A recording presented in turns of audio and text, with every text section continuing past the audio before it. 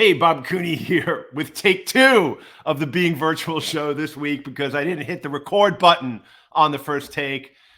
That's what happens. Anyway, I am here with Adrian Rashad Driscoll, who is we're gonna redo the first 10 minutes of take one here in take two with the recording rolling.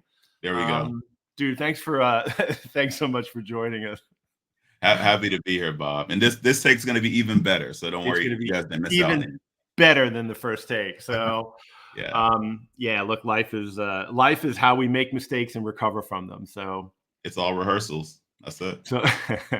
So, look, thanks for joining, and we're going to talk a little bit about music and hip hop and that intersection where you kind of started the Collimation thing, and I think you mentioned you're doing some stuff with web AR now and photogrammetry, which I find that whole space really fascinating.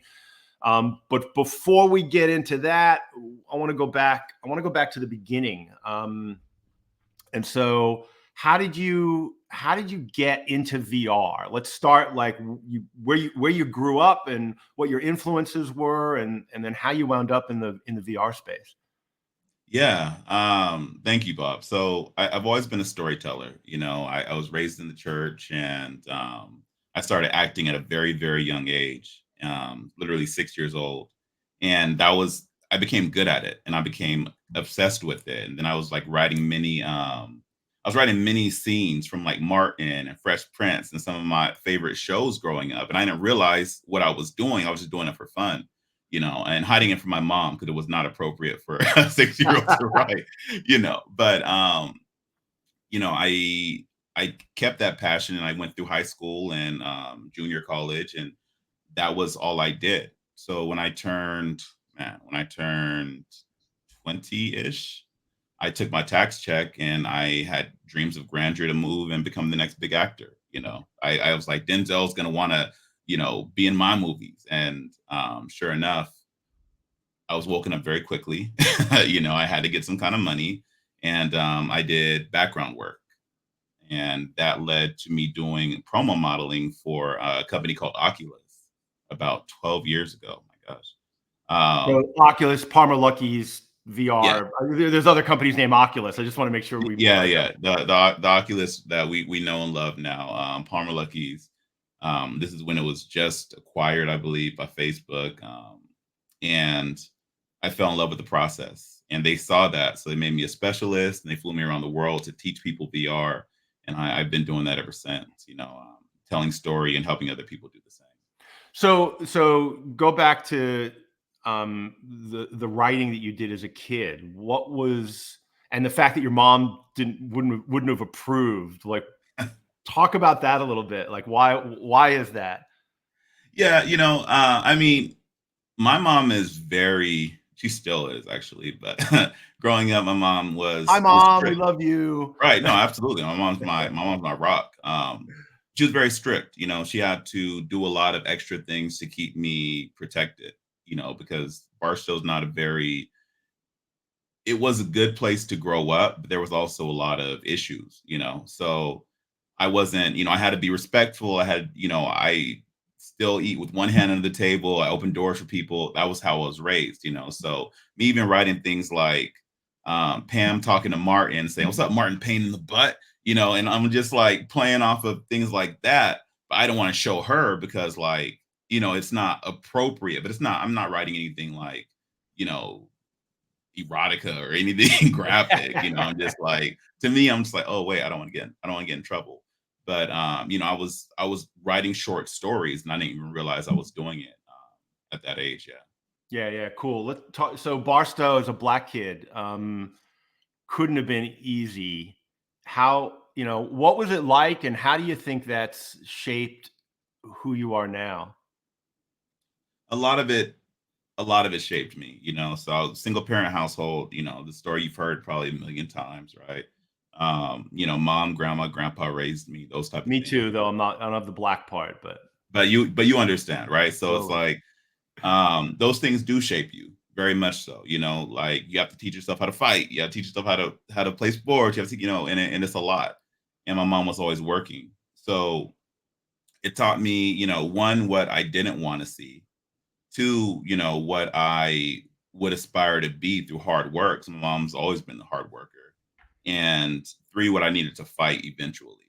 So I had like bus drivers calling me colored. I had like I got a ticket. This is wild. I got a ticket at lunchtime for disturbing the peace by singing, because I was singing Old MacDonald Had a Farm. In school? And at lunchtime in class, or not in class, at lunchtime in the quad. And the officer wrote on the ticket, singing Old MacDonald Had a Farm at lunch. And you have these white kids who would like get on the stage with their amps and their guitars, and and I'm like, wait, so they can do that, but I can't sing Old MacDonald. And sure enough, and they tried to give me community service for it. Mom said, absolutely not. And she went and she talked to the judge, and they kicked the case out, obviously, because it was a violation of my civil rights. But that's just kind of the temperament that Barstow was then. But with that said, it's also a good place to just be heads down and focus on your work. And that's what I chose to do, and just kept working. So you wound up in Hollywood trying to be, break into acting.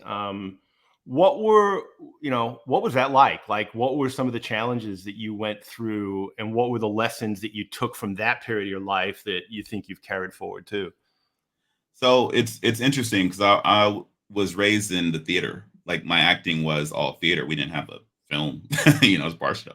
But nobody in Hollywood cared that you had done a play. So like, theater actors are the best actors. I still stand behind that. But no one cared that you did a play. So I had to, out of necessity, start my own production company. So I started writing mini stories for me to act in, and I had my mom buy me a DSLR, a Canon T3i, and that was just what I learned the filmmaking techniques. And when I was doing background work, just to make money, $64 for 8 hours, that was non-union days, crazy. But when I was doing background work, I would listen and talk to the directors, the production crew. I would bug everybody, though you're not supposed to. I didn't care, So I'm asking all these questions. What does this do? What does that do? Why do you call it this? And I learned on set, and I spent years doing that. So that translated back to my own pictures. Yeah, cool. So and so when you're from a storytelling standpoint, because you introduced yourself as a storyteller, what are some of your biggest influencers when you think about the stuff that you write, besides DJ Jazzy Jeff and the Fresh Prince, obviously? But yeah. I learned early on that everything's a narrative. Two people sit and talk on a stream, maybe it's not going to win an Oscar, right? But everything's a narrative. So that was one of my gifts, was learning how to pick those apart and kind of find the interesting parts. So I write based on just what I know. Like Rance is a dope musician, 1500 Sound Academy. And he said this quote I stick with and I love. He's like, you only get writer's block if you're lying. So to find that authenticity and to find it as a root and kind of grow from it is always the genesis of my writing. Yeah, interesting. And so what was it like, being involved in Oculus in the early days? I'm really curious about that. Like, so it's very bittersweet. I'll be fully transparent. The company, Facebook, is great. I love Facebook, right? But I had an intermediary company that I won't even say their name, but I had an intermediary company that was paying me, right? So basically, every dollar I was making, they were making $1, right? So the wage wasn't right.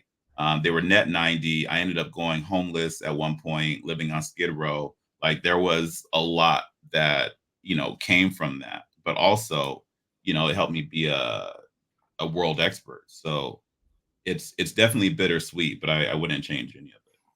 Yeah, it's interesting. Having to go through homelessness in LA to become an expert in VR is a journey not many people probably have had. That's very true. Very true. Yeah, and so what was it about that first experience with virtual reality that captured you and captivated you? I saw two things. One, I saw this incredible way to experience something, like looking around and seeing. And I mean, I had a virtual boy when I was a kid, so Wow. that was my first touch on virtual reality. But they had to return it because they said it caused epileptic seizures, and it was a safety concern, so they had the recall. But I had missed that. That was my favorite thing, playing Mario. Oh, it's so dope. And when I saw it again, I think it both triggered that, as well as I'm like, oh my gosh, like this is a great way to tell a story. And after that, I saw that not a lot of people were doing it right. So it made me even happier, more excited, because I could, effectively be some pioneer in the storytelling elements of this. And that was 20, I'm guessing 2013, 2014. I think the acquisition happened in 2014. So that's I about think 10 it was years ago. 20, it might have been 2013, 20, 2012, yeah. somewhere around there. It's all blurry to me. Yeah. Um, But at Over least 10 10 years, years I now, think, over 10 probably. years. Yeah, Yeah. over 10 years for sure. Yeah. Yeah. So when you first did that, you thought about, wow, I'm gonna make a living doing something with virtual reality. How quickly did you think that market was going to develop for VR at that point? Did you have any concept at the point, or did it matter? I thought it was gonna be tomorrow. This is Yeah. the coolest thing ever. Oh, everyone's gonna be on this tomorrow. Everyone's gonna get a gaming computer and the what was it? The CV1, and oh my gosh. And then, I thought it was gonna be instant. And I was sadly mistaken. Yeah. It's so not. what's the so I want to talk a little bit about how you see virtual reality, and then I want to get into, like, you moved from Oculus into something. You started you had your own production company, and you're like, all right, what do I do? How did you bring VR and the production stuff together? Like, what was the first move? Whew. Um, You know, I was very, very brave, and I wish I was still that brave. But um, the first move was I was not afraid to knock on doors of places I couldn't afford. I couldn't afford venues. I was making like $64 for 8 hours, right? So I would go to random venues and say, "Can I film here? Can I film here? Can I film here?" Right? So I did the same with VR. A good friend of mine, Mike Finnegan, he went and bought what's the GoPro Omni, and he said, "Hey, let's go shoot some stuff." And we just started shooting some stuff. And I started my company, Save the Date VR, which was VR wedding photography and video. And we did samples in Pasadena, and we went anywhere. So that was just we just jumped out and we just started doing stuff. Had no idea what we were doing. Did it horribly, but we did it. you know. Yeah, cool. And then what was the first?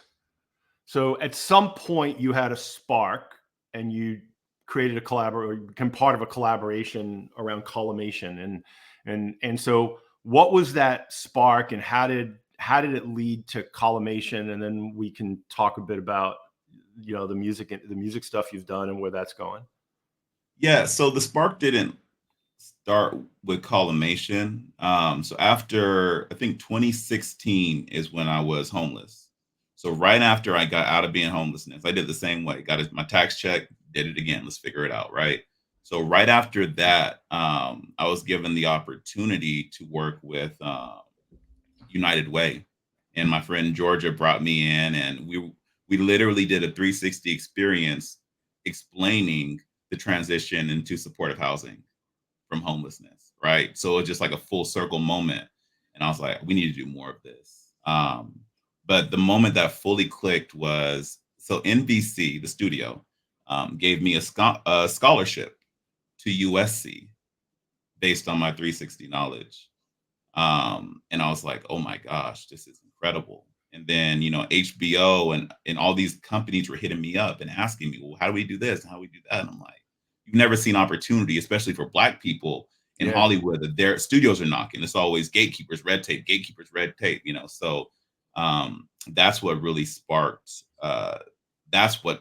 it for me. Like, this is gonna be what I do. So how did that happen? So you made you were homeless in LA. Were you? Yep. What was that like? Like, were you living in a car? Were you like what couch I, surfing? What was the I lived experience? in a I lived in a homeless shelter on Skid Row. I think it's on Wall Street, and it got rid of a lot of my fears, Bob. Honestly, because like things are scary. So you have to be back in there by midnight. You can't be there past midnight, or they'll kick you out. Right. So I still had clothes. So imagine walking down Skid Row at 11:55 in a three-piece suit.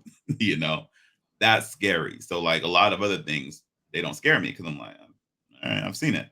So but yeah, it was crazy. It was a horrible experience. But Ha- it's no different than being broke. yeah. you Well, know, yeah. being broke is Yeah. being broke. Yeah. Yeah, and look, I think a lot of people don't understand most of America, is a paycheck away, right? Like, Yep. and I think LA, the cost of housing, well documented. This, about how hard it is. And you drive through LA and see so many people living in their cars now. It's just, Yep. it's shocking. And so the fact that you were able, like your break, there's so much meta in that, right? Like your break into this business was because you were homeless and you came out of it and were able to do this documentary. Like talk about that moment. Like how did that happen? How did the scholarship happen? What were you doing and what was that experience? Yeah, so I think we had just done the United Way piece, and I get this random call, and I'm doing some help. I'm helping my mom with something, and I get a call, and it's like, "Hey, this is Aura from the NBC Edge program," and I'm like, "Sure it is, sure it is." And she's like, "Do you mind if we do your interview now?" And I had gotten emails, but I'm like, there's no way." So they do this interview with me, and I'm like, "Okay, cool." And I get a call back like a week later, like, "Hey, you got in the program. You get the scholarship, you get to work with all these cool people." And I'm like, "This is not happening," Yeah, you know. wow. And it did, and everyone in the program, there was like 10 companies. They were brilliant, and I ended up meeting one of my good business partners from it too. So it was incredible. Yeah, it's incredible. There's this great story that I heard Alan Watts tell the first time, but it's been around for centuries. The Taoist farmer, about this farmer who has a horse, and the horse runs away, and everybody comes to him and says, "We're so sorry for your loss," and he's like, "Yeah, maybe," and then the horse comes back with 7 other horses, and everybody comes and says, "Hey, we're so happy for your good fortune." And he's like, "Yeah, we'll see." And then Yeah. his son's breaking the horse and breaks his leg, and he can't farm anymore. And so everybody comes out and says, "We're sorry for your loss." And he's like, "Yeah." And then the army comes to try to conscript all the warriors, and they pass over his son, and he gets to stay there because he's got a broken leg. And the town comes out and says, "We're so happy for you." And he's like, "Yeah." And and Just roll and with so it. I Right. love that story because because we're all storytellers, right? Our Right. reality is a story, Right. and we have the choice, depending on how much you believe in free will, Mhm. um, to tell whatever story we want to tell about our experience in our lives. and Correct. and and your story of being brave, becoming homeless, Mhm. pulling yourself out of that through tax checks and working, and survival, and courage, and everything you have to do to muster coming around from that, and then getting an opportunity, seizing an opportunity, manifesting an opportunity, however you want to see that, to create Yep. this documentary that leads to a scholarship at USC, where many of the great film, Right on. legends have come out of. Yeah. It's just an example of that story. Like I could change that story and make it the Adrian Rashad Driscoll story now instead of the Taoist farmer, and it's Right. fucking beautiful, dude. I appreciate you. And it's all possible. And times will suck and times will be great. And it's just like, I ask myself, Bob, this was dope. This is actually recent though. I asked myself, you have conversation with yourself. I mean, some of us do, I think. All I right. do. And I thought about it and I'm like, yo, if you went homeless again, could you do this again? And I said, hell yeah, I could. Right. And that took off so much fear and pressure, right? Because it's like, you've already been down. You've already went through it. You made it out. You're alive. You're cool. Yeah, you got kicked in the teeth, but you got more teeth. You're all right. So like knowing that has been a huge motivator, knowing that I am like the biggest barrier for myself is a huge motivator. Yeah. Yeah. And yeah, look, I think your story is fascinating and quite remarkable, and I really appreciate you sharing it. Because there's, look, I've done 10 startups, and so somebody asked me. I did a podcast recently. Somebody interviewed, and they asked me, if your life was an amusement park ride, what would it be? And I said it would be a haunted house roller coaster. It'd have Right. ups and downs and loops and twists and a whole bunch of terror. Yeah, so I appreciate that journey, and way more intense than anything I've been through in my life. So it's all subjective. I mean, it's not. I used to get mad at people saying, "Oh well, oh my gosh, it's the worst day of my life." I'm like, okay, maybe it is. I don't know.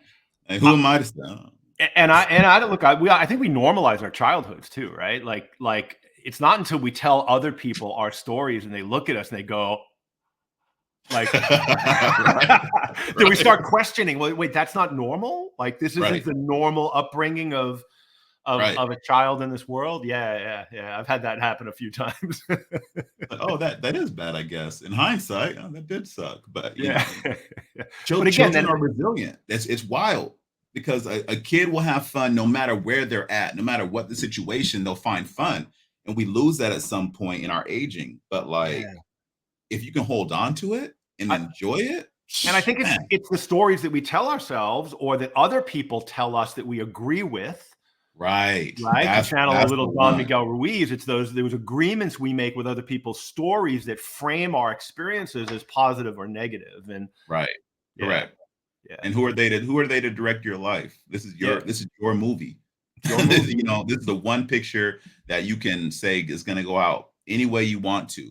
And a little bit of luck, you can make it happen. And so look, I'm gonna derail the agenda a little bit, and because one of the things I think is so powerful about the possibility of virtual reality that we're just scratching the surface of, is this ability to change people's perspectives, for them to have an experience that feels real, that isn't real by the common definition of reality.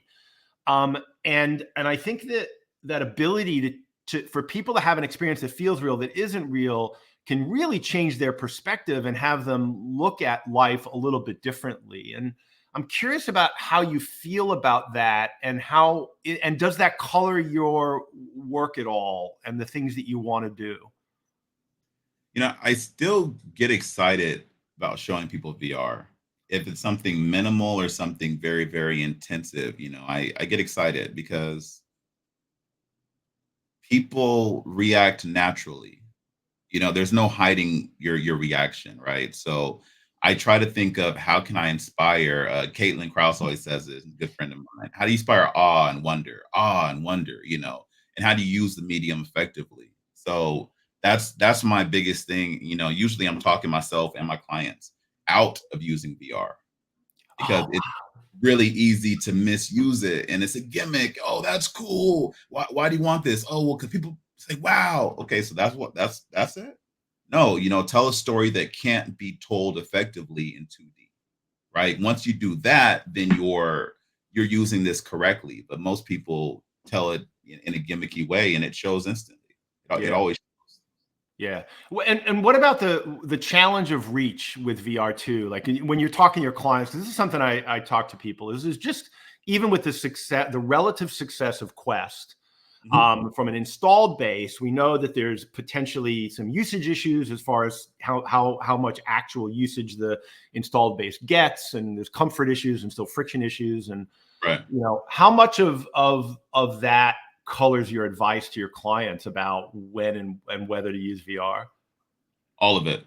I mean, you have to start with the end user in mind, right? Why do they want to see your narrative? How are they justifying, messing up their hair and their makeup, and like, how do you justify it, right? And if it can't be justified, then you don't have justification to do it, right? But I think it's becoming a lot easier. I've shown over 12,000 people XR in my life.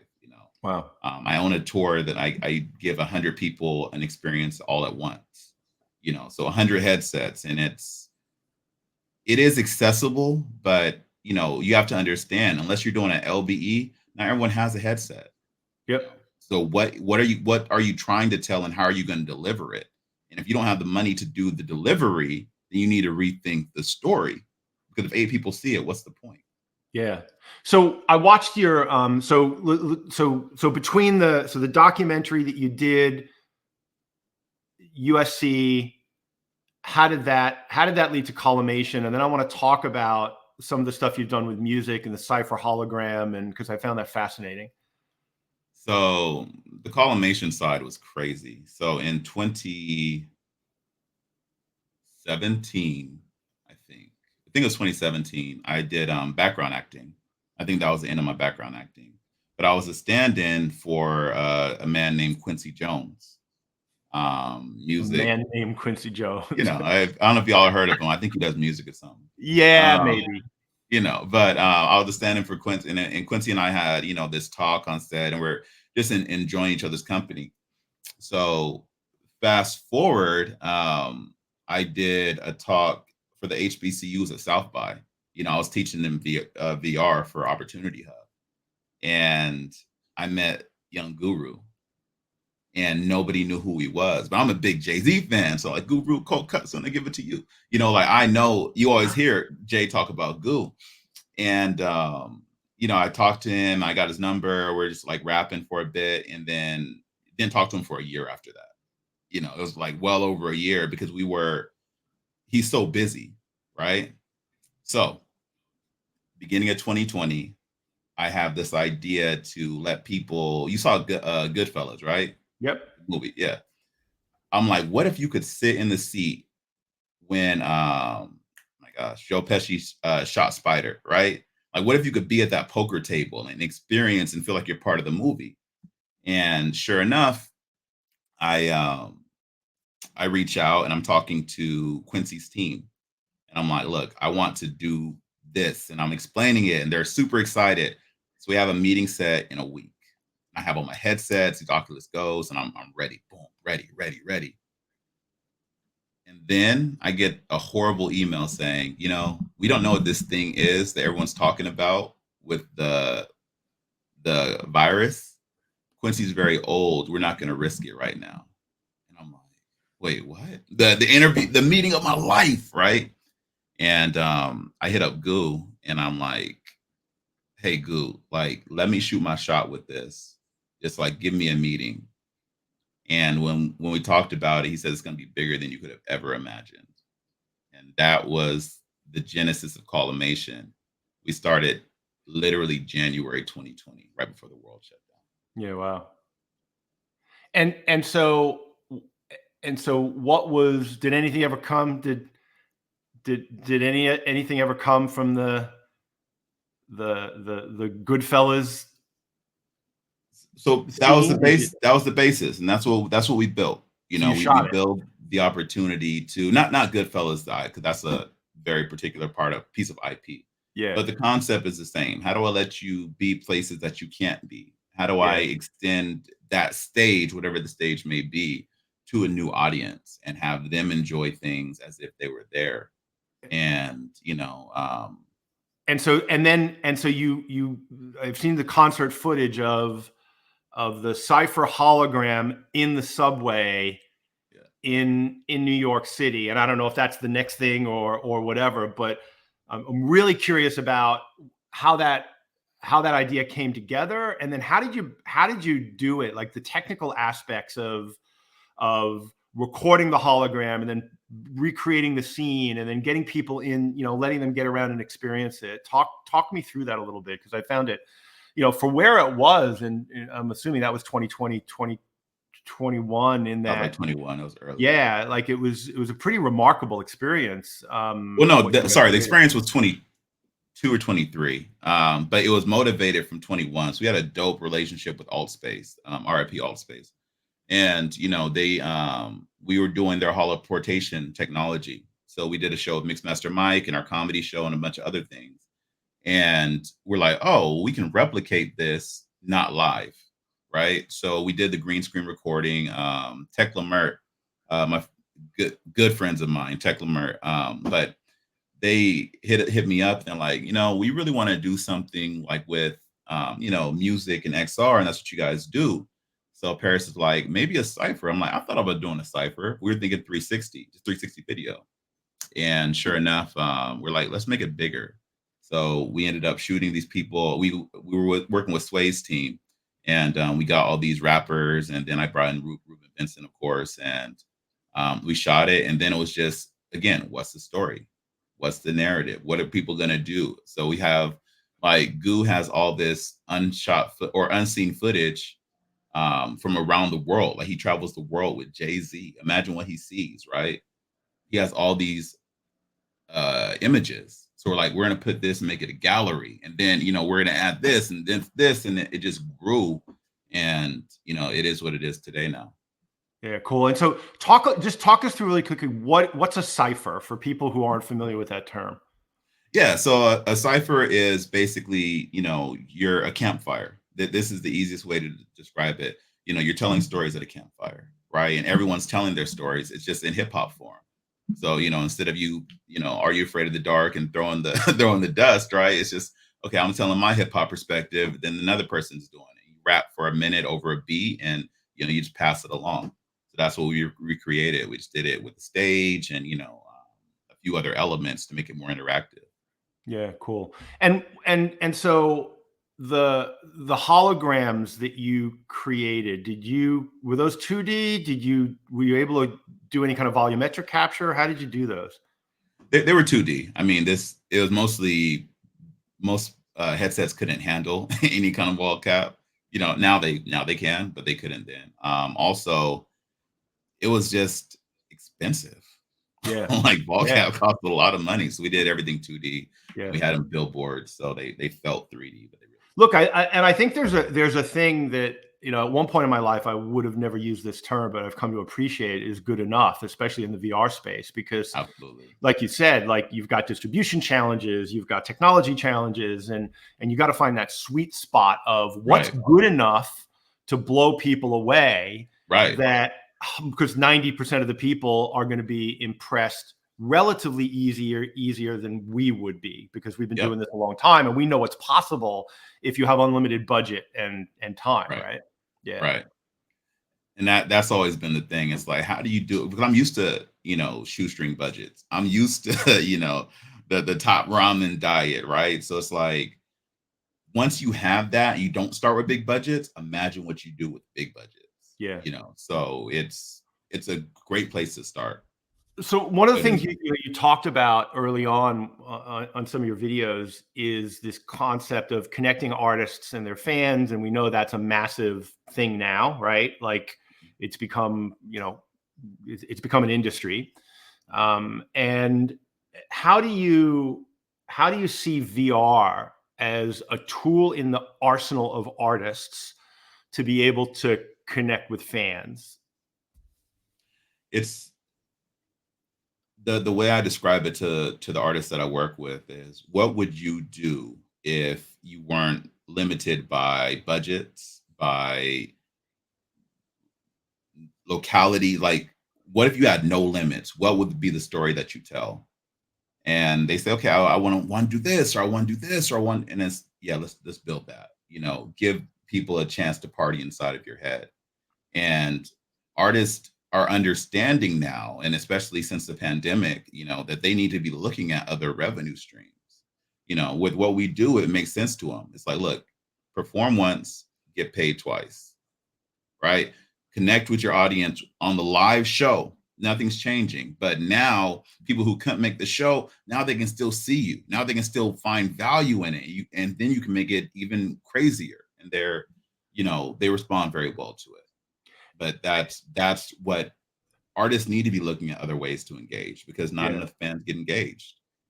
So the Travis Scott Fortnite thing was, for me, one of the biggest game changers, where I watched that and I was like, oh shit. And that was done in, you know, in Fortnite, right? And so it was, you know, 2D screens, and I saw it and I was like, when you can deliver this in an immersive headset based experience, people's literally their heads are going to explode. Right. And that was 2021, maybe 2020. Yep. It's been 3 or 4 years since then. I'm not sure we've seen it happen yet. And it's possible I've missed something, but I'm curious your take on why we're still not seeing more of those. And it could just be cost and reach. Like, you know, that's my theory, but I'm curious about your, you know, why haven't we seen that breakthrough, mind-blowing, psychedelic musical experience with a big name artist delivered through a VR headset? Well, one, we're working on some of those. Y'all see them soon. But it's interesting. People get hung up on things that they think matter because they matter in theory, right? So like, everyone wanted photorealism, right? Oh my gosh, I want photorealism. But you forget Richie's Plank experience wasn't photorealistic, but you still didn't step off that plank, right? Yep. So you thinking that you need photorealism and you're going to try to over optimize meshes and, you know, having everything looking really bad is doing yourself a disservice. You know, if it's stylized and that's all you can use, stylize it. Cool. Who cares? Because at the end of the day, the brain is so sophisticated that it, like a kid, it makes the best out of a bad situation. Okay, it's not photoreal. Okay, it's cartoony. Okay, cool. Now what? You know, but if you're given a strong narrative, they'll stay. And you think of Fortnite, people forget that Fortnite at that time had 100 million active users monthly, right? So you trying to create your perfect platform and bring people there is very, very, very difficult to do. You need to go where the people are. Yeah. Yeah. And that's the reach and distribution challenge that I think we're still facing. So Apple Vision Pro, what's your take? It's dope. It's great. You know, it's great the way that a Ferrari is great. A Bentley is great. You know, it's great, but no one can afford it. Right. But right after Apple Vision Pro was announced, they happened to acquire Mira, right? So Apple's really good at this, create FOMO, and then come out with a product that everyone can afford and the hype's been so big that I got to get my hands on it, you know, and that's what's going to happen. I'm 99% sure Apple Vision Lite or Apple Vision, whatever is going to come out, everyone's going to get their hands on it, and it's going to be huge for adoption. So for people who don't know Mira, who are they? So Mira was an iPhone-based head-mounted display. So like, think of an Apple Vision Pro Mini, you know, and it was only Apple. It only worked with Apple, right? That was the only compatibility. It came and went, but it makes perfect sense for that to be created into Apple Vision Lite. Absolutely. Yeah, interesting. So they did that. One of the demos they give in the store is that Alicia Keys demo, right, where she's like sitting on your lap singing to you, basically. Like, it's right there. You're in the studio. Right. What's your take on that experience? Have you done that demo? I haven't done it. No. People told me about it.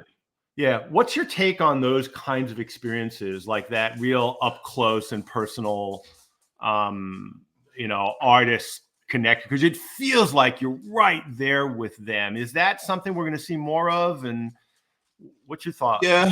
Our goal has been, how do I give you the energy of a mega concert with the intimacy of an MTV Unplugged? And I think that the intimate nature is very important. Having someone close in proximity. Even with that, though, it becomes a personal space thing.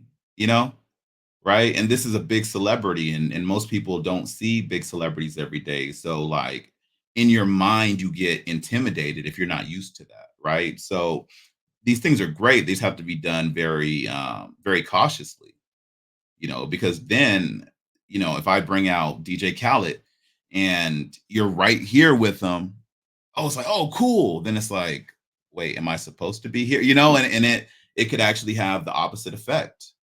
So you just have to be careful, but you're gonna see a lot more of especially things done with spatial computing or whatever term they come up with tomorrow. Yeah. Yeah, cool. You talked a little bit, you touched on, you've got 100 headset, setup where you go out and you give people this kind of shared experience in VR. And, I spent a lot of time talking about location-based virtual reality. And so I'm curious about what that setup is and how do you use it and what's going on there. Yeah. So 2019 we bought, I think it was 120 Oculus Goes. And we did this whole, and it Did was you go like, to Walmart and just like load up a bunch of shopping no, carts? Oculus for business. We did it the right way, pay the business license. And then right after, Oculus is like, okay, we're coming out with Quest. I'm like, wait, I got all these goals? Like, what do you mean? And they never upgraded them. They said they were going to. They never upgraded them. Oculus, if you got to watch it, like, let's chat about this upgrade. But they worked fine. So the tour that I own, and I do it for other things, but it's Jesus VR. So it's church based, right? And it's very particular, and that's all you need. 5.7K. That's all you need, and we use Owl Labs or Owl VR to do all the syncing as the MDM, and that's it. Push one button, plays everything. It's an hour. People take headsets off. They're crying. They love it. It serves its purpose perfectly. What's that experience for people? What's the content? It's Jesus VR. So it's the life of Christ. Enzo Cc, the same guy who made Passion of the Christ, did followed up with the VR version, basically. And it's not as graphic as Passion, but it is intense. Yeah. And people are looking and they're going through Bible stories just as matter of fact. Boom, here's what happened, here's what happened, here's what happened according to the text. And people feel like their life has changed after coming out of it. It's wild. It's really wild. And is it a seated experience or is it what? It's seated. It's a seated experience, right? So Absolutely, yeah. You deliver it in the church, like in the pews, or Yep. Yeah, wow. Yep. We do it in pews. I mean, we've done it in auditoriums, having multiple multiple shows in a row. And yeah, it's really wherever you can fit, 100 plus people at. Look, I'm fascinated by this because one of the concepts that I'm talking about over the last few weeks and leading up to an event I'm running in Dallas on August 6th is the concept of this downloadable theme park or downloadable amusement park or downloadable family entertainment center. And one of the challenges in LBE is day parts, right? Like, you've got, you're paying rent, 24/7. Right. And, you're paying staff 30, 40, 50, 80 hours a week. Yep. But people just want to go out Friday night, Saturday, Sunday because they've got, work and school and homework and lawn mowing and all the shit that they have to do to hold their lives together. Right.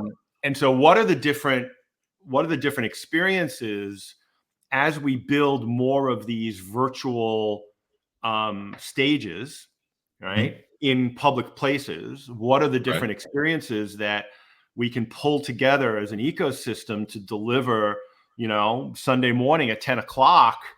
Can we bring in 100 people to experience something like what you're doing, right, in this Yeah.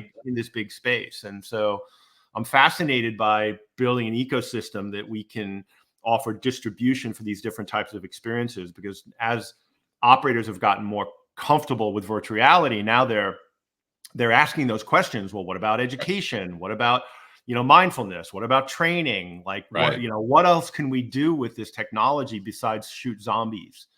And Yeah, that's important. That what you're talking about right now is the only thing. Entertainment's cool, right? It's cool, it makes money, but that is important. How do you make life better using this yeah, tech? yeah. Interesting. And so is that and I'm curious, is that a business for you? Like, how do you monetize that part of your business? Do the churches pay you for it? Do people Yep. buy tickets? What's the Yeah, share? just like a regular theater experience. People buy tickets. Sometimes the church will sponsor it, or it will be like a youth camp, or things like that, right? But it really depends on where it's at. Some smaller churches don't have the room for it, and sometimes it's a 50-person experience, and sometimes it's 20, but yeah, it makes money. Yeah. It's a good business. It's just Look, it's there's finding your niches. one of the, yeah. I'm all about the riches and the niches, right? So Yeah, absolutely. one of the things I'm really interested in, I've been tracking really closely, are these pop-up experiences, these art cultural museum experiences with VR.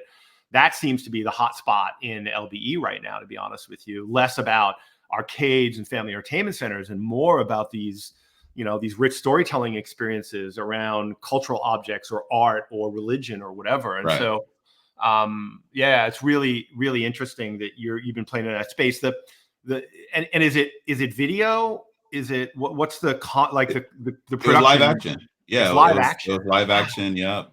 It was captured. I think the deliverable is 4K, so it's not 2D super hype. 4K 180, is it No, 360.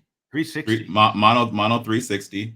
So it still has all of that. The staff or the crew was, dressed as the Romans, and they had to do it that way. But Holy shit. yeah, it was really, really advanced in the way they did it for the time, like for sure. Because I mean, it was shot years ago, and Yeah. it still holds. Yeah. Yeah, well, those stories are kind of timeless, right? Well, that's it, right? Correct. Greatest story ever told. Absolutely. Yeah, interesting. So what are in your business right now, what are your biggest challenges? Like, what if you had a magic wand and you could just, wave away the biggest challenge, what would it be? Money. Obviously, everyone needs more money, right? But Yeah. it's interesting because I talk about what I've gone through and I've seen from Barstow, and I see a lot of it in the XR industry. And people don't realize, like, I'm a top 100 expert. Like, I've earned this spot. Like, I've worked really, really hard to get here.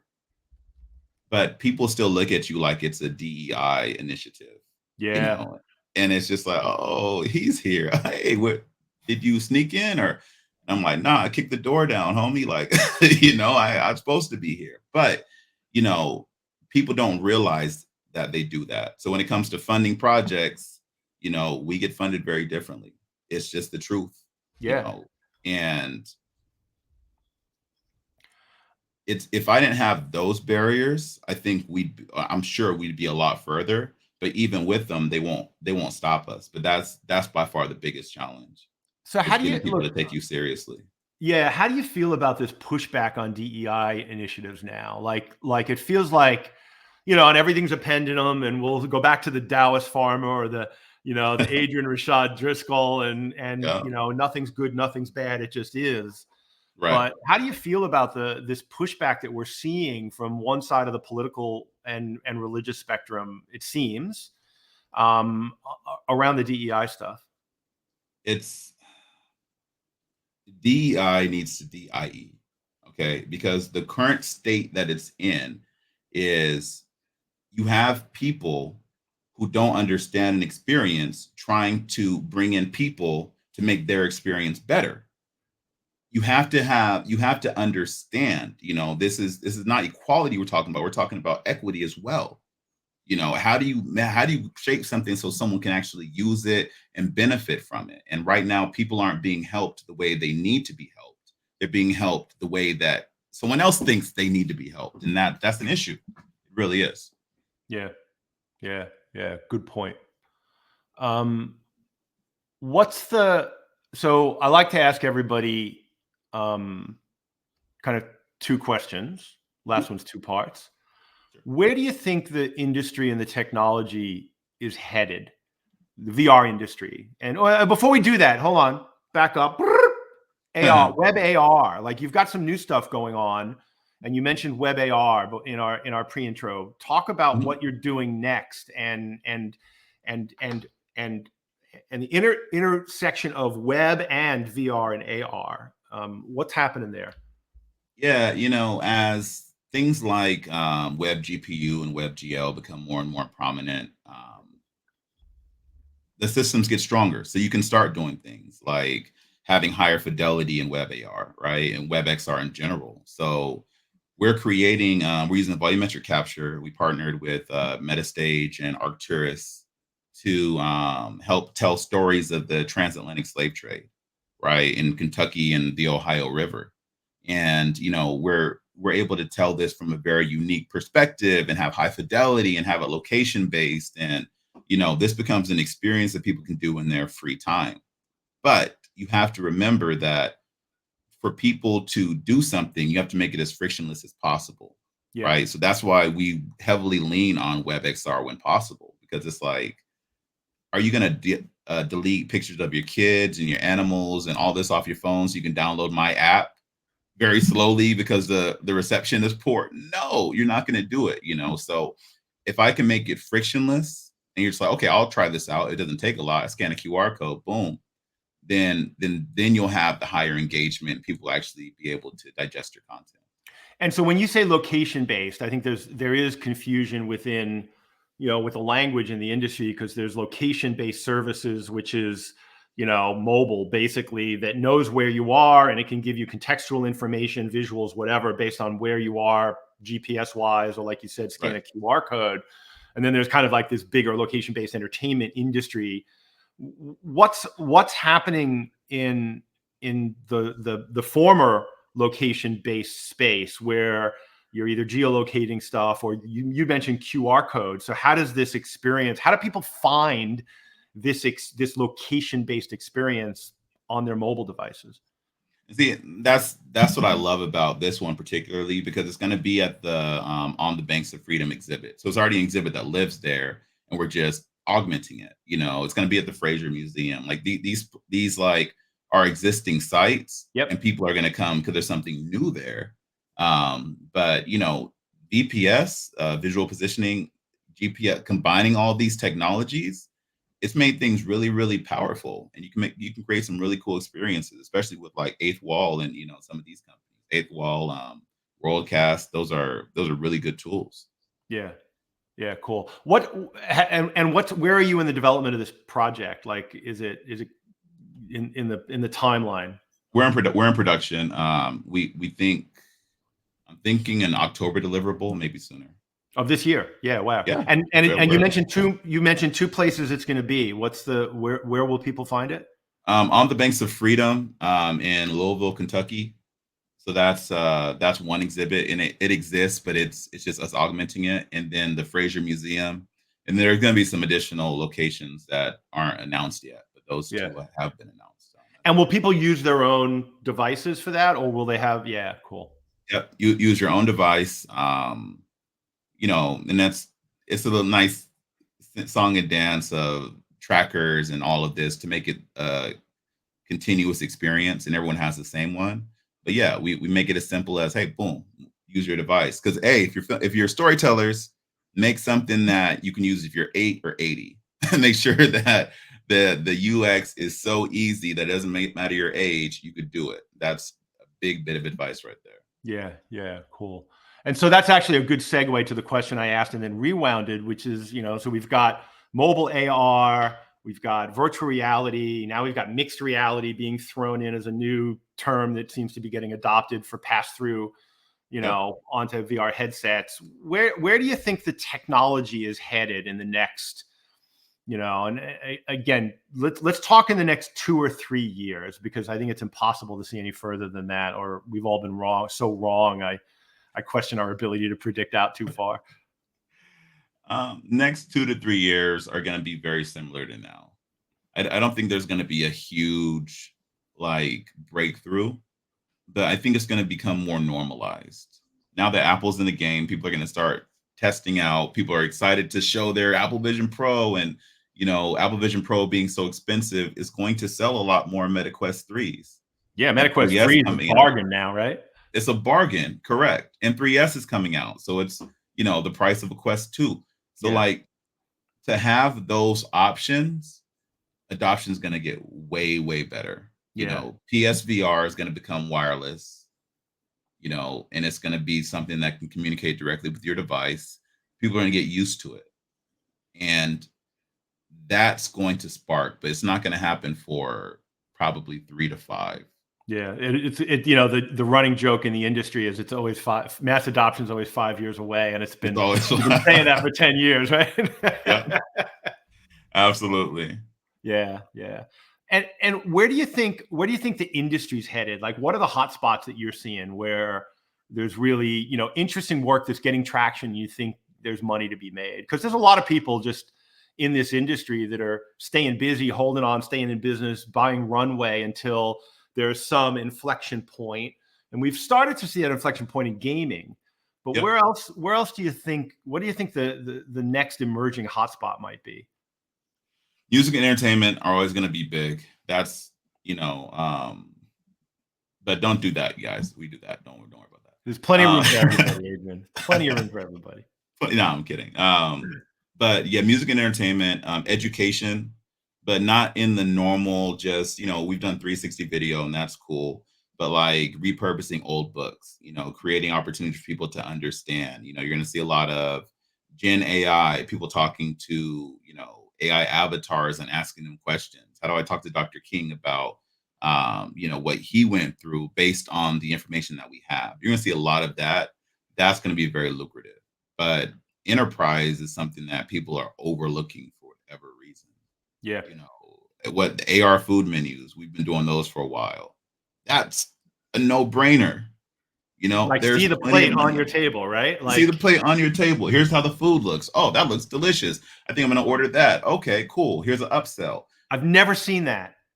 Been around the world, never seen that implemented anywhere. You never seen it. You see what I'm saying? And it's every time I show it to a client, they're like, okay, how do we do this? Or, oh my gosh, that must be $150,000 to do. And, if you have a huge chain of restaurants, maybe it is, right? But if you have a limited menu, it could be very affordable. Dude, I was just in Lombok, Indonesia, right? And we went to this little restaurant called Curfew. It's kind of coffee shop restaurant. And they were redoing their menu. And while we were there one day, they had the best Wi-Fi in Lombok. If you're traveling, head to Curfew. If you need some good internet.